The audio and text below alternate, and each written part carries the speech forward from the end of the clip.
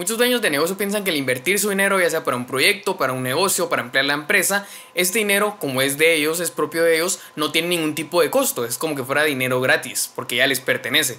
Pero la verdad es que este dinero, el dinero propio, el de los accionistas, el de los socios, es el más caro. Así que mi nombre es Juan Pablo Velázquez, bienvenidos a Educa tu Empresa, y en el día de hoy te voy a enseñar exactamente a cómo calcular ese coste implícito de ese dinero propio de los accionistas, de los socios, para que así puedas determinar si un proyecto realmente te va a generar valor o solamente va a ocupar tu dinero durante un tiempo sin dejarte ningún tipo de rentabilidad. Y es que cuando uno invierte su dinero en un propio negocio, en un proyecto, en ampliar la empresa que es de uno, por ejemplo, nadie realmente te viene a cobrar intereses por ese dinero o nadie te viene a exigir que le tengas ciertos resultados a nivel monetarios sobre ese dinero. Pero si hay un costo que es decisivo, es muy importante para determinar, como decía antes, si estamos generando o estamos destruyendo valor, realmente no solamente hablando de términos de dinero nominal. O sea, sin tomar en cuenta el impacto que puede tener el dinero a lo largo del tiempo. Y ese factor tan importante es el coste de oportunidad, que es lo que podríamos estar generando o recibiendo como beneficio si tuviéramos invertido ese dinero en algún otro recurso, en otro medio de inversión. Y ahí es donde nosotros tenemos que entender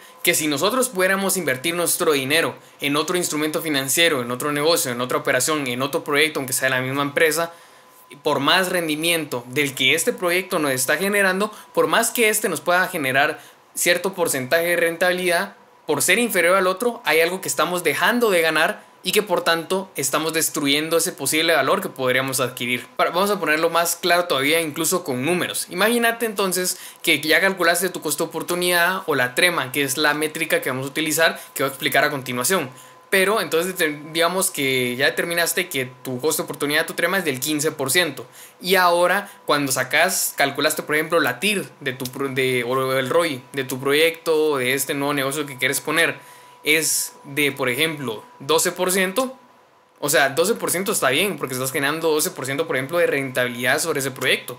Y a términos, digamos, solamente evaluando esa TIR o ese ROI, suena bien, estás generando valor. Pero cuando ya lo comparas contra lo que podrías estar generando si tuvieras tu dinero invertido en otro lugar que genere un mayor rendimiento, te das cuenta que hay 3 puntos porcentuales de diferencia entre los dos, entre el valor del 15 y el 12, los cuales te indica que realmente estás dejando de ganar ese 3% y por tanto estás destruyendo valor con este proyecto que estás creando. Que obviamente puede dejar utilidades, que obviamente puede dejar buen retorno, pero aún así puede estar ganando más con otro instrumento o en otro lugar. Así que tendrías que buscar que este proyecto nuevo que quieres iniciar supere ese coste de oportunidad, esté por encima de esa trema o de esta métrica. Entonces tendrías que buscar, por ejemplo, un rendimiento de al menos un 16%, de un 17%, de un 18% para justificar que esta es la mejor inversión que puedes hacer para generar un mayor rendimiento con tu dinero. Y pues ahora te va a pasar a explicar entonces la trema, la tasa mínima de rendimiento aceptada. ¿Qué es la tasa de rendimiento? La rentabilidad mínima que te tiene que poder generar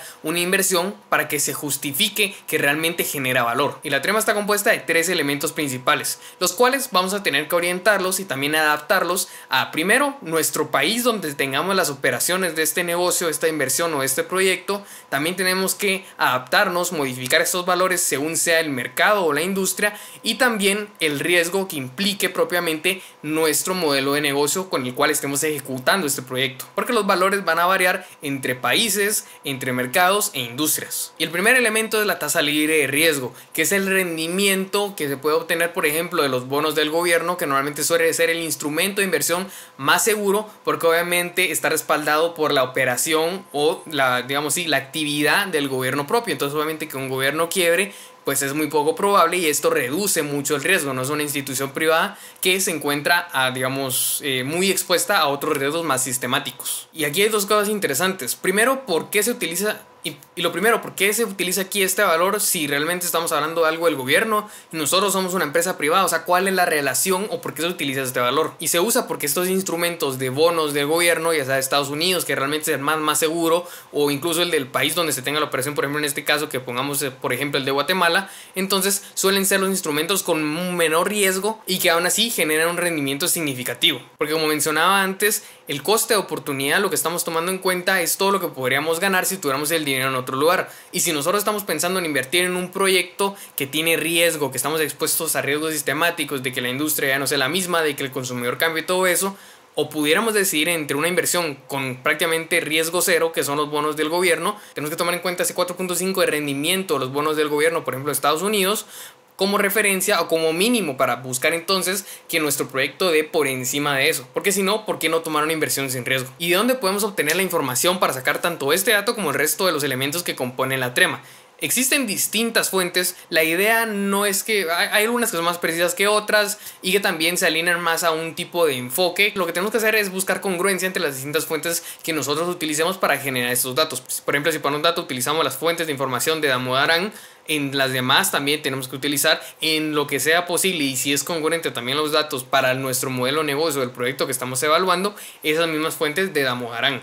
De todas maneras, te dejo en la descripción un documento muy sencillo, es un párrafo y abajo está la fuente, y sobre todo te dice qué te va a decir ese link, qué vas a encontrar en esa fuente de información, para que entonces puedas entender cuál es el que más te conviene, porque eso ya depende también mucho de cómo se evalúa un proyecto. El segundo componente de la trema es la tasa de riesgo país, o sea, cuánto es ese riesgo que se está asumiendo extra por invertir en un país o en otro. Obviamente, para evaluar, por ejemplo, proyectos que tengan operaciones en Estados Unidos, el riesgo es bastante reducido. Obviamente siempre existe riesgo, pero es mucho más reducido que, por ejemplo, invertir en este caso en Guatemala. Porque, por ejemplo, entonces el riesgo país de Guatemala es de 6.5%. Pero de otros países, como por ejemplo igual de Centroamérica, como El Salvador, es de 8.5%. Y si, por ejemplo, también evalúas un proyecto en Venezuela o en Bolivia, el riesgo se dispara mucho, incluso hasta 22.5%, 23%. O sea, definitivamente este dato nos sirve para representar de manera clara y en números cuantificable el riesgo de una operación en un país, y esto toma en cuenta ya más factores tanto macroeconómicos,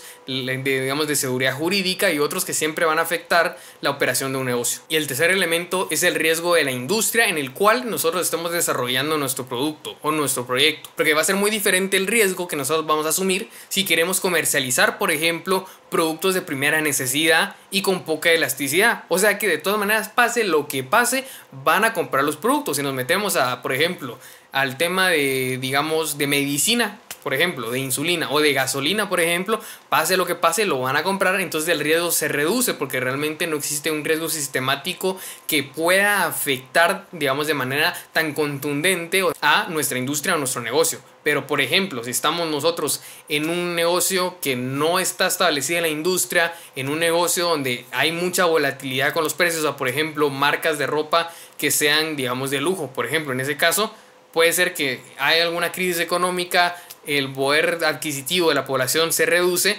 van a dejar de adquirir nuestro producto. Eso es un gran riesgo para nosotros porque tampoco somos un producto de primera necesidad. Y entonces así hay distintos factores que se tienen que ir analizando y asociando y que se ven representados en esta tasa del riesgo de industria. Y pues el dato de la trema entonces lo vamos a obtener de la suma de los tres factores que mencionamos anteriormente. Entonces imaginémonos que tenemos un dato que los bonos del gobierno, en este caso de Estados Unidos, como realmente es la inversión con menor riesgo, es de 4.5%. Le vamos a sumar el riesgo país de Guatemala, que es de un 6.5%, y le vamos a sumar el riesgo de la industria, que imaginémonos que estamos en algún tipo de comercialización de productos, digamos, tecnológicos y somos una pyme.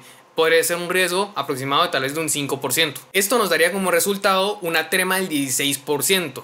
Entonces, si nosotros estamos evaluando un proyecto que su TIR o su ROI, pero aquí sería tal vez más de comparar la TIR, específicamente nos da un rendimiento, por ejemplo, de 20%, y nuestra trema es de 16%, significa que sí estamos generando valor por encima incluso de inversiones que representan nuestro coste de oportunidad. En cambio, si tuviéramos un proyecto con una TIR o un rendimiento del 14%, esto aún no llega a ser superior a la trema y a cubrir entonces ese coste implícito que tiene nuestro capital propio. Entonces significa que si nosotros tenemos un valor por debajo de la trema, no nos va a generar utilidades el proyecto, va a ser toda una catástrofe e incluso vamos a tener pérdidas. No, o sea, simplemente lo que no estamos alcanzando a cubrir es el coste de nuestro dinero, que muchas veces, como mencioné al principio, nadie nos viene a cobrar esos intereses por nuestro dinero invertido en un proyecto, pero tenemos que compararlo entonces con el coste real, que es cuánto podríamos obtener de tenerlo invertido en otro lugar. Y sobre todo que no hay que quedarnos con una sola métrica, siempre tenemos que hacer un análisis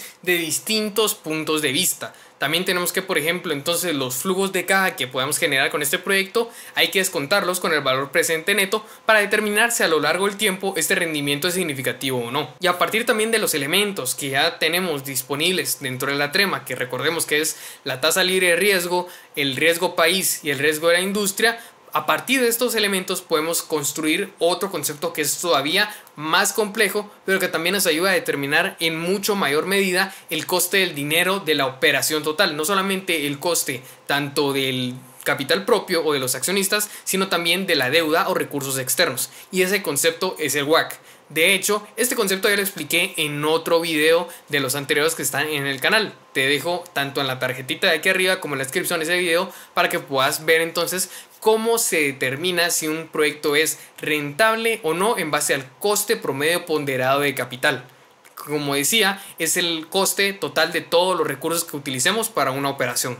No solamente el coste de nuestro dinero propio de los accionistas, que es lo que revisamos el día de hoy. Así que ya sabes que a partir de ahora no solamente evaluar los proyectos con la TIR, el valor presente neto o el periodo de retorno. Tienes que compararlos con otras métricas, como por ejemplo en este caso vimos la trema para compararla con la TIR, para poder determinar entonces el valor real que puede generar un proyecto, no solamente el dinero que te puede quedar por un tiempo en el bolsillo. Así que espero que con esto puedas consolidar mucho más tu análisis de proyectos y también medir la rentabilidad y la creación de valor real para los proyectos y negocios futuros que puedas empezar. Y si tú eres un dueño de negocio, que necesita de servicios de asesoría para poder evaluar proyectos, para poder proyectar cómo se verá la ejecución de este nuevo negocio, de esta nueva área de la empresa a futuro, ¿realmente va a ser rentable en todos los meses? ¿En qué meses van a haber picos de utilidad y cuáles va a ser menos? ¿Cómo afecta la estacionalidad de mi negocio? ¿Qué pasa si entonces yo subo el precio? ¿Cómo se va a ver reflejado eso